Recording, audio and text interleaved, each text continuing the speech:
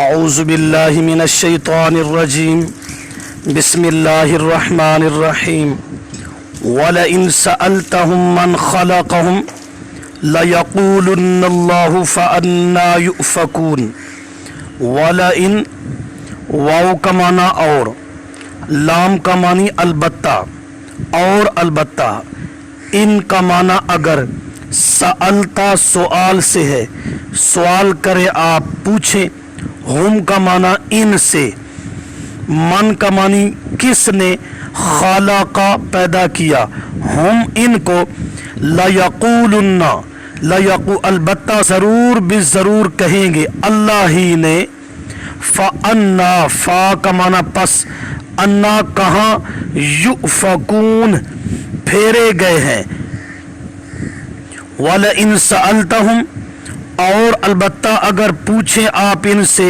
من خلقہم کس ذات نے پیدا کیا ان کو، مشرکین مکہ، کفار مکہ، تمہیں کس نے پیدا کیا، لَيَقُولُنَّ اللَّهُ البتہ ضرور کہیں گے اللہ ہی نے ہمیں پیدا کیا ہے۔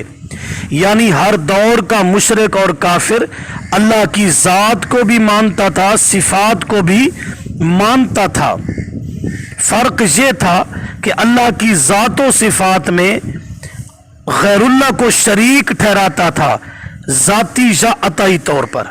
فَأَنَّىٰ يُؤْفَكُونَ پس کہاں پھیرے گئے ہیں، جب خالق اللہ کو مانتے ہیں تو پھر توحید کے قائل کیوں نہیں ہیں۔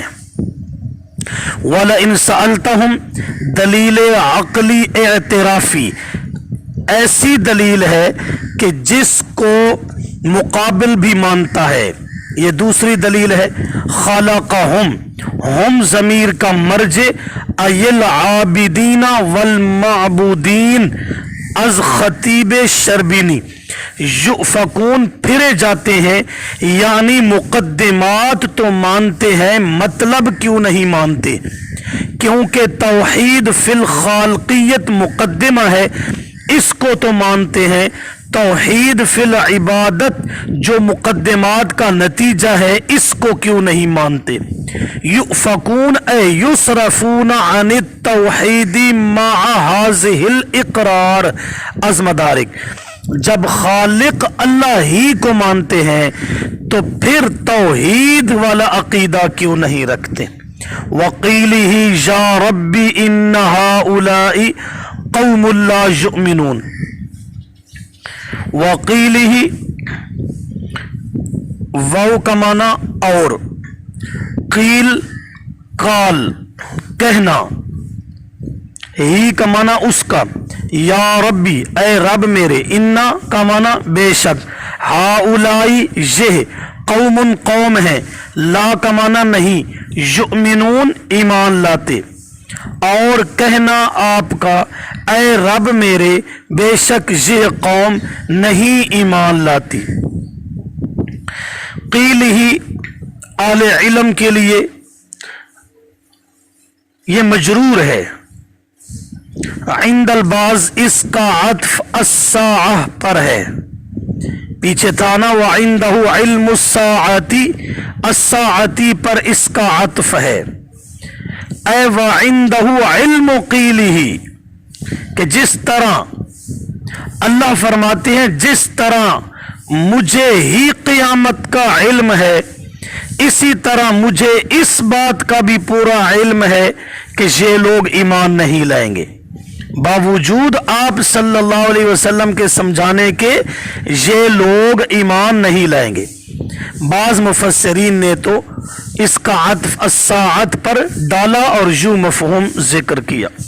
وعند البعض واو قسمیہ ہے، واو کو قسمیہ بناتے، اب ترجمہ ہوگا قسم ہے مجھے کہنے اس پیغمبر کے، قسم ہے مجھے کہنے اس پیغمبر کے، اور جواب قسم محذوف ہے، اے لأعذبنہم کہ میں ان کو ضرور سزا دوں گا۔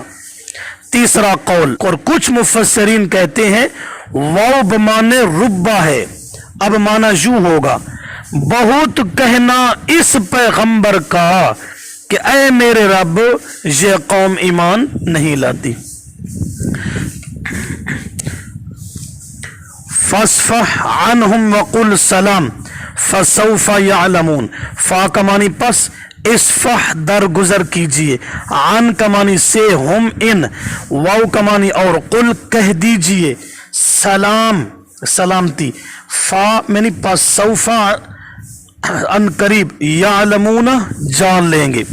فاصفح درگزر فرماؤ میرے پیغمبر ان سے، یعنی بعد از واز ان سے منہ پھیر لو، اگر وہ نہ مانے اور مخالفت پر اتر آئے تو چھوڑو ان کو۔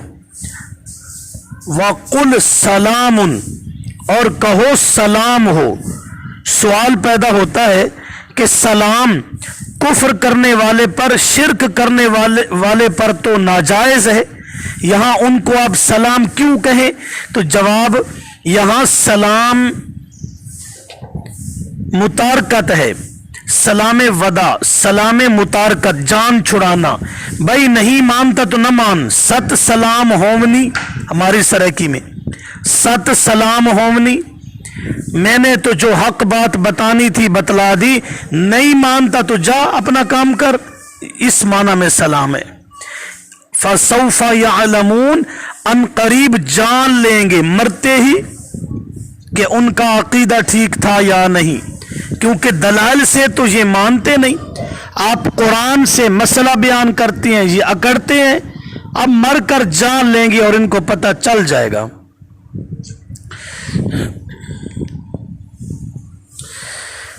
وَلَئِن سَأَلْتَهُمْ، اور البتہ اگر آپ پوچھیں ان سے، من خلقہم، کس نے پیدا کیا ان کو، لَيَقُولُنَّ اللَّهُ، البتہ ضرور کہیں گے اللہ ہی نے، فَأَنَّا يُؤْفَكُونَ، پس کہاں پھیرے گئے ہیں، وَقِيلِهِ، اور کہنا آپ کا، یا ربی اے رب میرے، ان ہؤلاء قوم، بے شک یہ قوم ہے، لا یؤمنون، نہیں ایمان لاتے، فاصفح عنہم، پس درگزر کیجئے ان سے، وقل سلام، اور کہہ دیجئے سلام ہو، فسوف یعلمون، پس ان قریب جان لیں گے۔